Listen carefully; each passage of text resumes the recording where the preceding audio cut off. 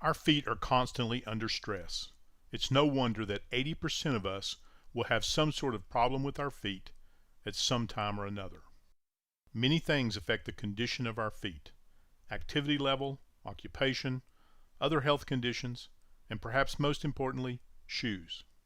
Many of the problems that arise in the foot are directly related to shoes, so it is very important to choose shoes that are good for your feet. The foot is an incredibly complex mechanism. Over the next few minutes, I will try to highlight the structures that relate to conditions and surgical procedures of the foot.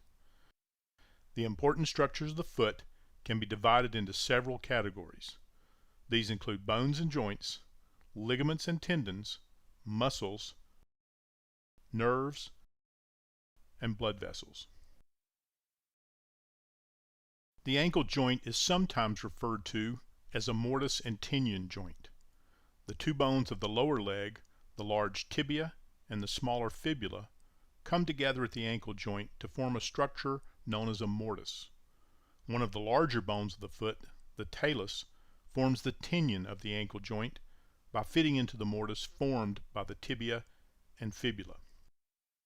The mortise and tendon structure is well known to carpenters and craftsmen who use this joint in the construction of everything from furniture to large buildings.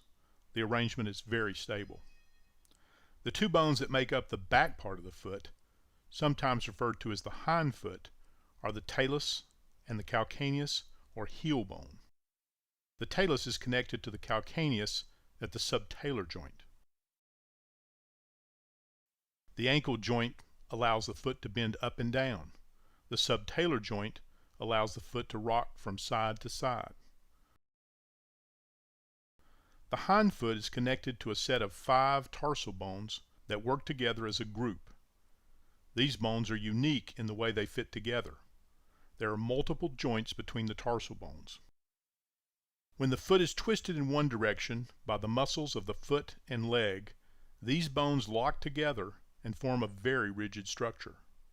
When they are twisted in the opposite direction, they become unlocked and allow the foot to conform to whatever surface the foot is contacting. The tarsal bones are connected to 5 long bones of the foot, called the metatarsals. The connections between the tarsal bones and the metatarsal bones are fairly rigid, and not much movement occurs at the joints. Finally, there are the bones of the toes, the phalanges. The great toe, like the thumb, has only 2 phalanges. Each of the other 4 toes has 3 phalanges. The joints between each phalange are called the interphalangeal or IP joints. There is not a great deal of motion in the IP joints. The joint between the metatarsal and the first phalanx is called the metatarsophalangeal or MTP joint. Together, all of the MTP joints form the ball of the foot, and movement in these joints is very important for a normal walking pattern. The big toe or hallux is the most important toe for walking, and the first MTP joint is a common area for problems in the foot. Ligaments are the soft tissues that attach bones to bones. Tendons are soft tissue structures that attach muscles to bones. Both of these structures are made up of small fibers of a material called collagen. The collagen fibers are bundled together to form a rope-like structure. Ligaments and tendons come in many different sizes, and like rope, are made up of many smaller fibers. The thicker the ligament, or the tendon, the stronger the ligament or tendon is.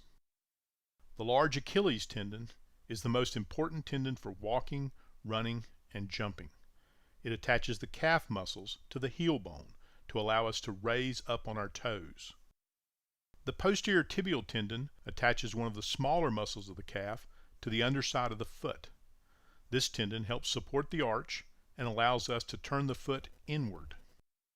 The anterior tibial tendon allows us to raise the foot. 2 tendons run behind the outer bump of the ankle, called the lateral malleolus, and help turn the foot outward.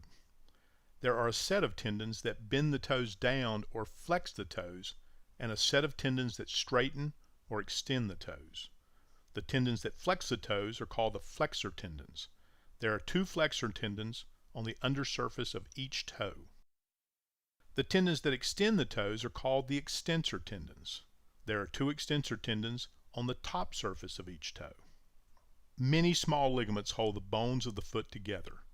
Most of these ligaments form part of the joint capsule around each of the joints of the foot.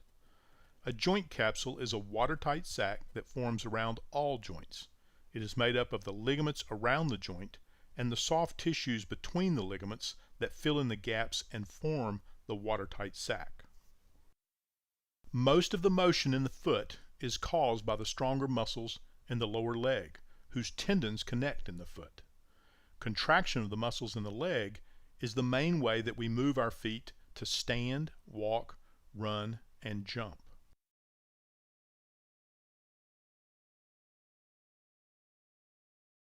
There are numerous small muscles in the foot.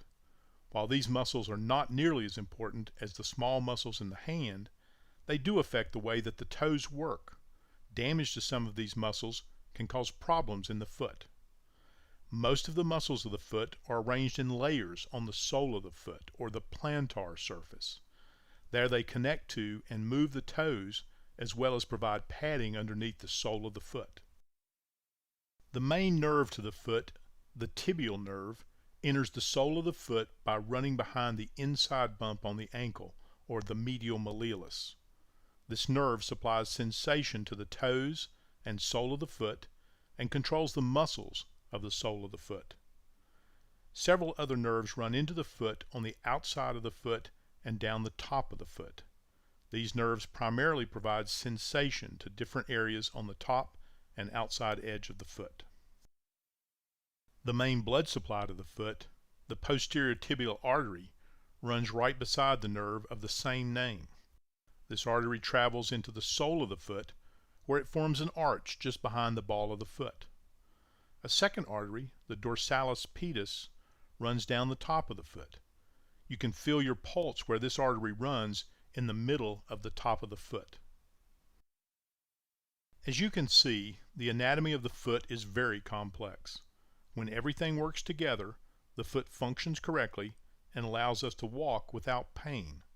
But when one part becomes damaged, it can affect the balance of the entire foot.